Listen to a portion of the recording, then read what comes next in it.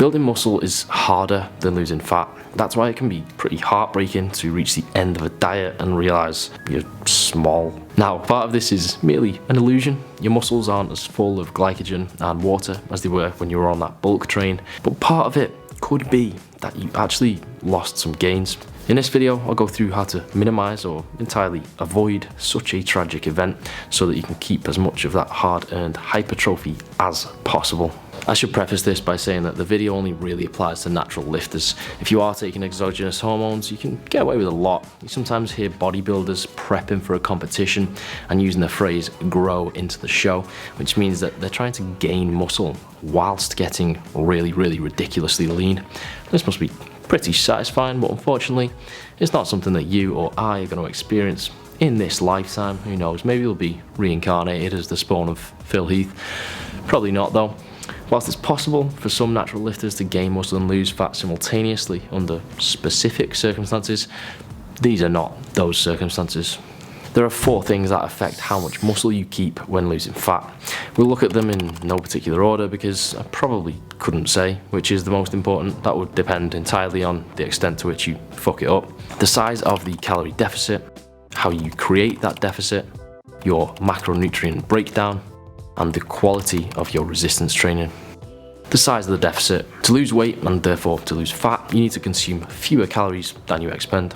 A deficit is when output exceeds input. When the government spends more money than it receives through tax receipts, it's running a fiscal deficit.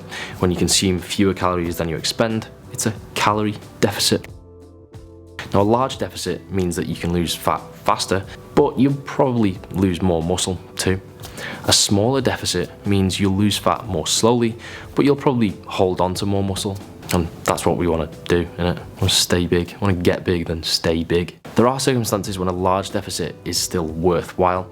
If you're at a very high body fat percentage and you don't have much muscle to begin with, you can certainly go faster. Or if you just really suck at sticking to things long term, then you might view a bit of extra muscle loss as kind of worthwhile for not having to diet for months and months. In most cases though, slow and steady wins the race. This well-known paper from some natty overlords in 2014 recommends a rate of weight loss of 0.5 to 1% of your total body weight per week. A percentage guideline is good because it keeps it relative to the individual rather than just giving an arbitrary deficit for everyone. But personally, I think if you're not on a time constraint and you're not starting out from a very high body fat percentage, then most weeks you should be aiming towards the lower end of that range, around 0.5% per week. So with that, you can actually just skip the part where you try and calculate your maintenance calories and instead just adjust your caloric intake until you're achieving a rate of weight loss within that range. How you create the deficit. Let's say to achieve your target rate of weight loss, you have to run a 400 calorie deficit. Your options to create that deficit are as follows. Consume 400 fewer calories, burn 400 more calories, some combination of the two. I'm just going to cross out number 2 because this is a bad option. It'll take time to burn all those calories, it'll get harder the leaner you get, it will increase your recovery needs, which could interfere with your resistance training. The list goes on. We'll just put that in the bin or trash/garbage for my North American viewers. Number 1 is a perfectly legitimate option if you don't have a particularly voracious appetite and you don't mind just eating a bit less, considering you can then put all of your focus into lifting weights and recovering from lifting weights. This might well even be the best option purely in terms of retaining muscle. However, even if you can do that to begin with, for most people there will come a point when burning more calories in order to maintain a good rate of weight loss becomes less uncomfortable than eating less. So it's going to be option 3 sooner or later for most people. So then, 2 questions.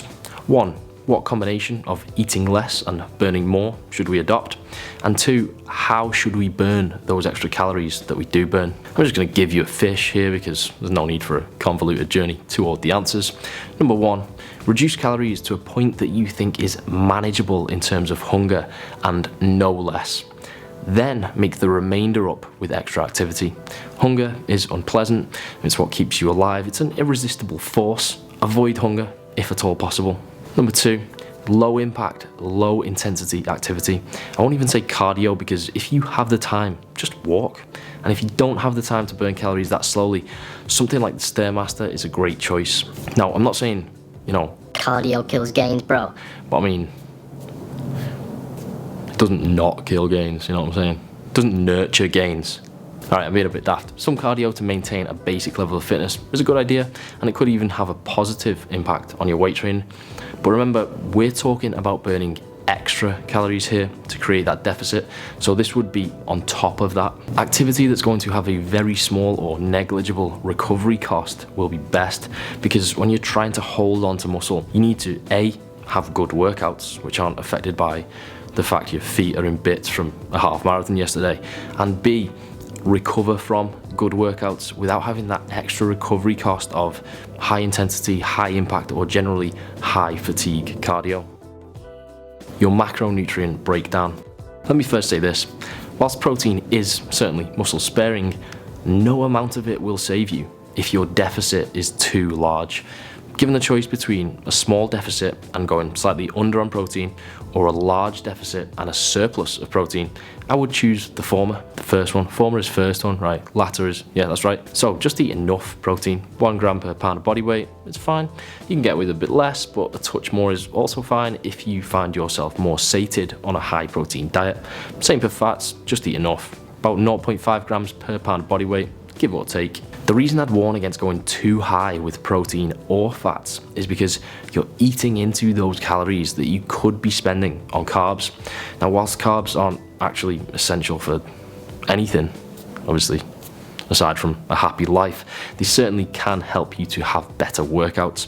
A minority of people do seem to function better on low carb diets, but most of us are going to have a better workout if we've eaten a decent amount of carbs leading up to it and our muscles are full of glycogen. Better performance in your workouts, which in this case equates to lifting heavier weights, means you will retain your muscle better. Often the first step in a process towards losing muscle is actually just consistently shit workouts that come about as a result of a drop in energy levels. It's not that you suddenly lost muscle and strength when starting to eat less. It's just that your decreased energy levels decreased your performance, and over time, those months of reduced performance coupled with the deficit eventually resulted in actual muscle and strength loss. We need to avoid this by trying to maintain good energy levels and good performance in the gym. The quality of your resistance training.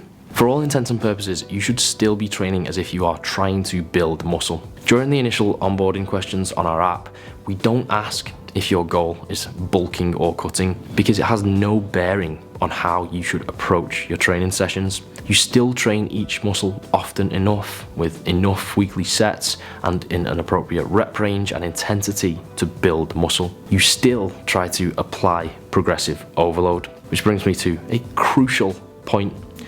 Do not automatically assume that you are going to lose strength during a fat loss phase. This is a self-defeating belief. Now, I'm not about to go all The Secret on you and start telling you to manifest your gains.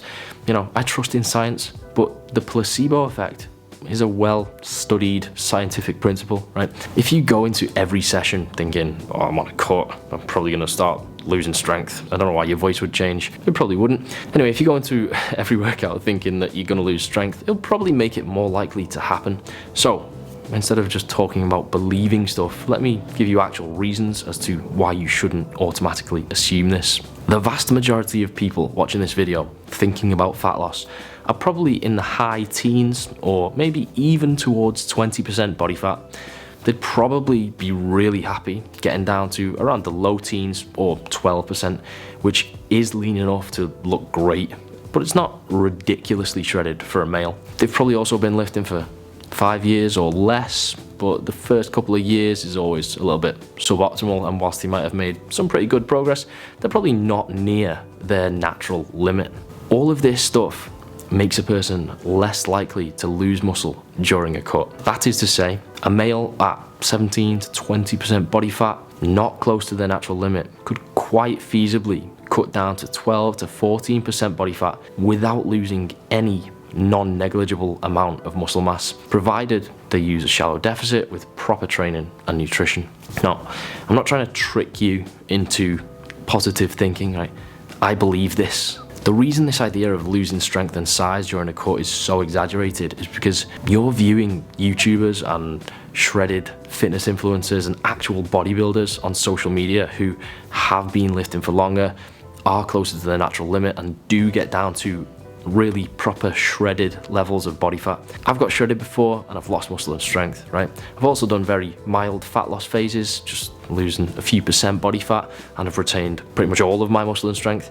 It's something that only really has to happen at extremes that most people just have no need of ever going to.